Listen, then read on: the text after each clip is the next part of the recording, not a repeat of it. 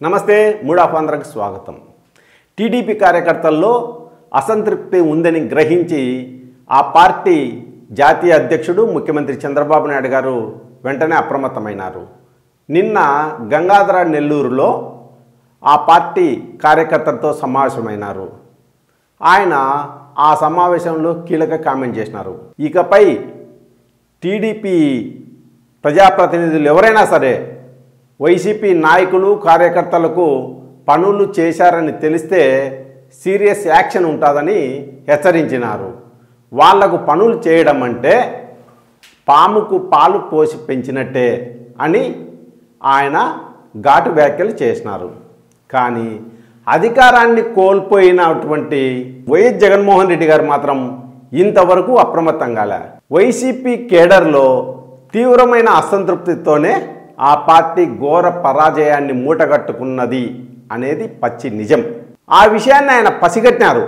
అందుకే ఈ మధ్యకాలంలో ఆయన జగన్ 2.0 పరిపాలన వేరేగా ఉంటుంది, కార్యకర్తలకు పెద్దపీట వేస్తామని ప్రకటించినారు. అంతవరకు బాగానే ఉంది. కానీ ఆయన గత ఏడాది డిసెంబర్లో ఏమని చెప్పినారు?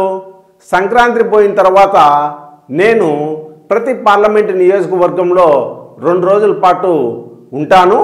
ఒకరోజు 3 అసెంబ్లీ నియోజకవర్గాలు, రెండో రోజు 4 అసెంబ్లీ నియోజకవర్గాల పరిధిలోని కార్యకర్తలతో సమావేశమై వాళ్ళ సమస్యలను తెలుసుకుంటాను.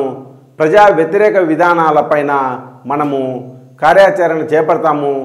కార్యకర్తల కష్ట నష్టాల్లోనూ సుఖదుఖాల్లోనూ పాలు పంచుకుంటానని ప్రకటించినారు. సంక్రాంతి పోయింది, శివరాత్రి పోయింది, ఈ నెలాఖరుకు ఉగాది కూడా అయిపోతుంది. ఇంతవరకు జగన్ కార్యకర్తలతో ఎప్పుడు కలుస్తారనేది వైసీపీ నుంచి ఎలాంటి ప్రకటన రాలే. కానీ అధికారంలో ఉన్నటువంటి చంద్రబాబు నాయుడు గారు మాత్రం తమ పార్టీ కేడర్లో ఉండే అసంతృప్తిని గ్రహించి వెంటనే వాళ్ళ దగ్గర పోయి మాట్లాడినారు. వాళ్లకు భరోసా కలిగించేలా ఆయన మళ్ళీ ఎన్నికలకు సమాయత్తం చేయడం ఇక్కడ సీరియస్గా తీసుకోవాల్సిన అంశం. చంద్రబాబు నాయుడు గారిని చూసేనా జగన్మోహన్ రెడ్డి గారు నేర్చుకోవాల్సింది ఇదే. వైసీపీలో కార్యకర్తలకు ఏమాత్రం విలువ ఇవ్వలేదు అనేది వాళ్ళ బాధ, ఆవేదన. ఇప్పుడు కూడా ఇంకా పట్టించుకోకపోతే రానున్న రోజుల్లో వైసీపీని ఎలా బలోపేతం చేసుకోవాలని అనుకుంటున్నారో ఆ పార్టీ పెద్దలకే తెలియాల్సి ఉంది. ఏ మాటకు ఆ మాట చెప్పుకోవాలా. సంస్థాగతంగా టీడీపీ చాలా బలంగా ఉండడానికి కారణం కేడర్కు వాళ్ళు ఇచ్చే ప్రాధాన్యమే. వైసీపీ బలహీనంగా ఉండడానికి కారణం కేడర్కు వాళ్ళు ఏమాత్రం విలువ ఇవ్వకపోవడమే. ఈ 2 అంశాలే ఆ పార్టీ అధికారంలోకి రావడం రాకపోవడం అనేది తేల్చే అంశం.